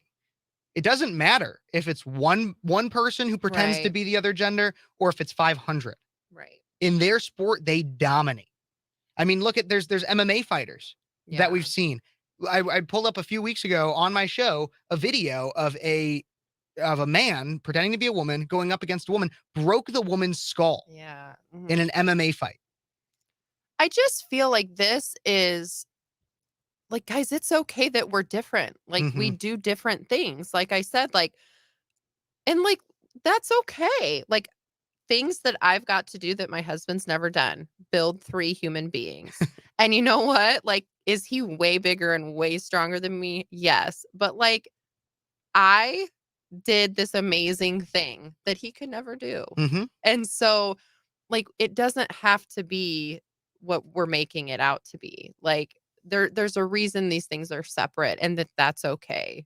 And I think that's that's the overarching theme of all this, is that the whole transgender ideology pushes this idea that men and women are interchangeable, Yeah. which is not true. We know that not to be true. And there is a place for men and women in society, and it's not equal on all levels. That's the thing. And the lefties are going to be out here saying, well, Kevin Phares thinks that men are better than women. That's not true. No. Women develop faster than men, mentally and physically. They tend to develop faster than men. Men tend to be more assertive. Men are more likely to ask for a raise than women. There are things that are different biologically about us, and there is nothing you can do to change that.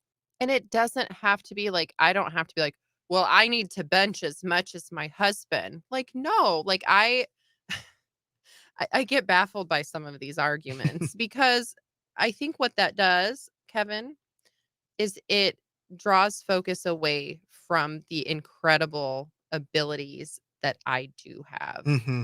So Absolutely. Absolutely. Well, everybody, we will be right back to the end of the show here in the next segment. We'll be talking a little bit more about men, women, and the merging of the two genders that the left wants to see. Everybody, we will be right back with more Speechless on Cities 92.9, the news and talk of Bloomington Normal.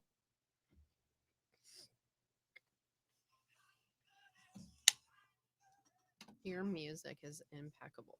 Thank you. I'm mad though, because so I get copyright notices on my YouTube and stuff, so I can't air the music. So like the music isn't coming up on the live stream and everything. Well, but it's lit over here, guys. So a lot of times I'll let them know. I even get I do have a buddy, he lets me use his music and stuff. He's a singer out of and band member of a band called Miller Holler out of Nashville. And so he lets me use some of his stuff. And then I have like my intro theme is just like not on the radio, but I have an intro that I use on YouTube, and that's like free use policy music, stuff like that. So yeah, I do my best. But no, I'm all over YouTube now. You should check out some of my other videos. I'm like Yeah, so going- pumped. I'm like, look at you getting stuff done. I know. And over the summer, I plan on like beefing up everybody's YouTube. Like I'm going to do Yeah. all of City's YouTube, making it better. And a lot. Paul Garcia has been really helpful. He got me this. He gave me this camera. For all I got to do is just shout him out on my shows. Now, everybody, go check out Paul Garcia Productions in the comments section. You can see all that. I'm gonna make sure I'm following you.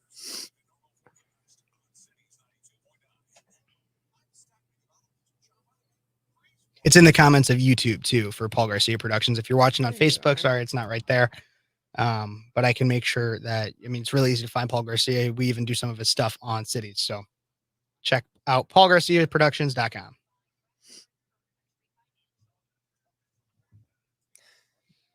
Is there anything So- specific you wanted to get to? I have more questions. and No, stuff, I'm. but I I'm know you said you were loving typing this. out some stuff that you wanted to make sure you got. No, to. I hit Yeah. all my points. Okay, Got perfect. all my points. I just thought that was interesting when we were going through Ivy's thing. She had a lump, and he's Mhm. like, "I can't touch that because that could be problematic later." And I'm like, Mhm. "Huh, Yeah. crazy, right?" Of course, you don't want to mess that up for later. I know. That shouldn't be wild. Well, we got some. I've been pretty steady with like 5 to 10 viewers for most of it, so and it's still growing. Ty's been really helpful too. Everybody, we're gonna come back here in a few more minutes. Yeah. So she said, "Women are awesome." They have great traits that men don't. Right. So I just like my whole point with that is when you are comparing apples and oranges, you're always going to like come up with, well, I can't do what my husband can't. Like, I'm not meant to, and he's Mhm. not able to do what I'm able to do. And that's okay. Exactly. Like, let's stop looking for our identity in other people. Mhm. And God, that's a rabbit hole. But Well, and it goes all the way back. I mean, to like the 1940s, World War II, when women entered the workforce, which I'm not arguing against by any means. But that alone started this whole idea that women and men should all be able to do the same Yeah. things. yeah. And I'm not saying like we should bar women from doing anything or bar men from doing No, anything, but no, physically there are things that men absolutely. are more likely able to do and more and better at. Yeah. I mean, why do you think that the amount of construction workers is like 9-to-1 men? Aw, thank right? you. That's very nice of Thank Raven. you. Thank you. Molly is a great mom. That's one thing I'm pretty good at. And attempted school board member, Attempt- yeah. unfortunately. She was I got pretty close. she was really close, but unfortunately the community was not ready for change. No.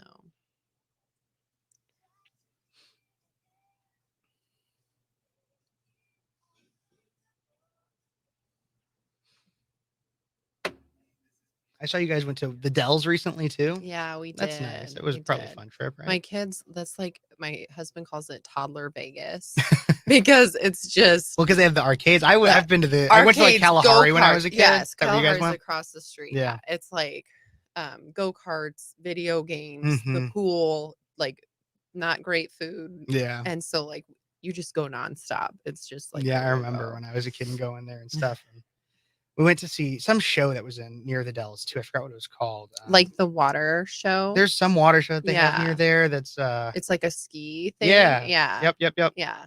We went to see that when I was a kid. I remember that was one of the first times I ever sang or I ever heard the song.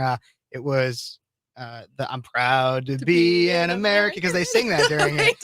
And I was It's a like, very like patriotic. I know, and I remember I had like tears in my eyes when I was 7. like, I love I this love country. I was America. ready to enlist like right then and there at 7, 8 years Oh, old I listening to love that it. song. Oh my gosh. That it's like a name. It's like Mhm. so and so's show. I know. I forgot what it was called. I'm gonna like go home and make sure I find know. this I'll have to out. ask my parents. 'Cause I remember when they brought us to it. They were so excited for us to see it and everything. It was really cool. That's funny. Yeah, we like to take the kids on those little trips Mhm. once in a while. So I'm sure it was needed after the election and everything too. although I could use like a month trip to Fiji after Yeah. that. No, I've been talking to our statewide GOP a little bit about and I'm like, why is it that Pritzker pushes millions of dollars to school board stuff and we're not doing anything? Yeah. And they tell us because we have no money. And I'm like, okay, maybe then one, it's an issue that we're not pushing money to our school board Yeah. races. But if it's an issue because we don't have any money, then maybe we actually start fundraising and like Yeah. we get the word out that our party actually exists. Yeah. Because I didn't hear anything from the statewide GOP on our local elections this last time around. No, they had so much more manpower Mhm. and money. It was, as Brad said, like a David and Goliath Mhm. situation. Okay, we're coming back here, everybody. Hey, Bloomington Normal. This is Kevin. You're listening to Speechless on Cities 92.9, the news and talk of Bloomington Normal. Thank you so much for tuning in on the radio, on your app, or you could be watching me right now on Cities 92.9 Facebook or my YouTube, Speechless with Kev Phares. If you're not on YouTube, you guys should go check that out. I have off-air content that I do about a wide variety of things. Speechless with Kev Phares, Phares is the last name. Speechless with Kev Phares is that. Go check it out. I'm also on Twitch. If you're a younger person and know what that is, I even had to learn what it was. What it is. I just started streaming on it because I was told I could. So I am getting everywhere because we have messages that we're trying to get out to the American public, to the local public that a lot of people will not cover. Like how the Democrats and leftists are trying to allow biological men in women's sports. They're trying to get rid of the entire idea of the female gender.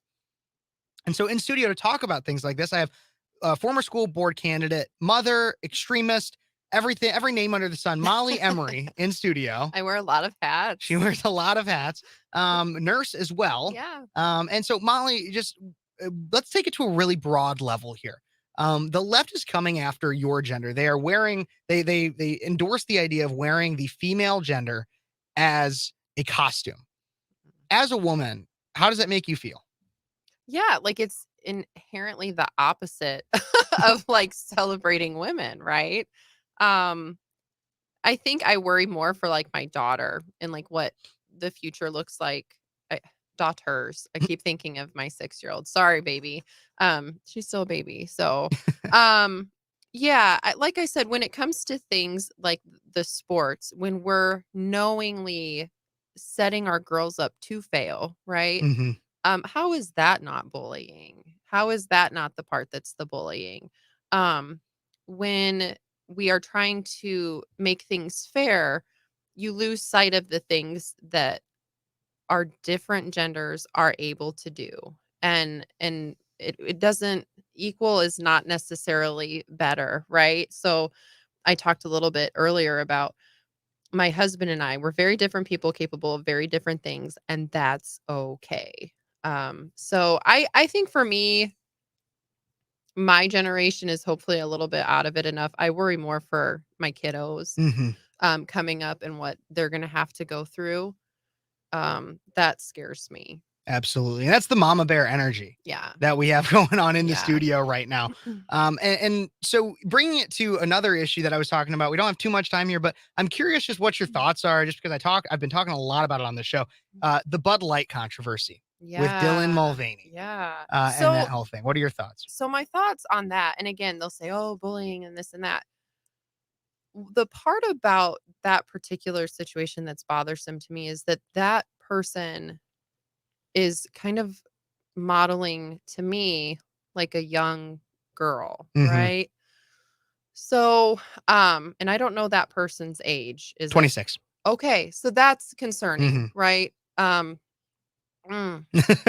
Yeah. So, again, this goes back to my point earlier of being an adult and doing things that you want as an adult. Like I'm like, do you, I guess. But why are we modeling like a young prepubescent girl as an adult male? That's scary for me. So absolutely. And it's about our kids. They're coming after our kids. And while maybe that's not necessarily Bud Light's thing, because obviously they're an adult beverage, there's a reason why children aren't allowed to drink that beer. There's a reason why kids aren't allowed to smoke a cigarette, vote, drive a car, everything. There's a reason why children should not be targeted for transgender surgeries and hormone therapies. Everybody, we got to go. We got to go not only to a break, but to the end of the show. Thank you guys so much for tuning in. Thank you, Mollie, for coming in. I'm so excited. I'm sure we're going to keep you in for other times and as a great contributor. Mama Bear Mollie Emory, everybody, thank you so much. Thank you guys so much for tuning in. This has been Speechless on Cities 92.9, the news and talk of Bloomington Normal.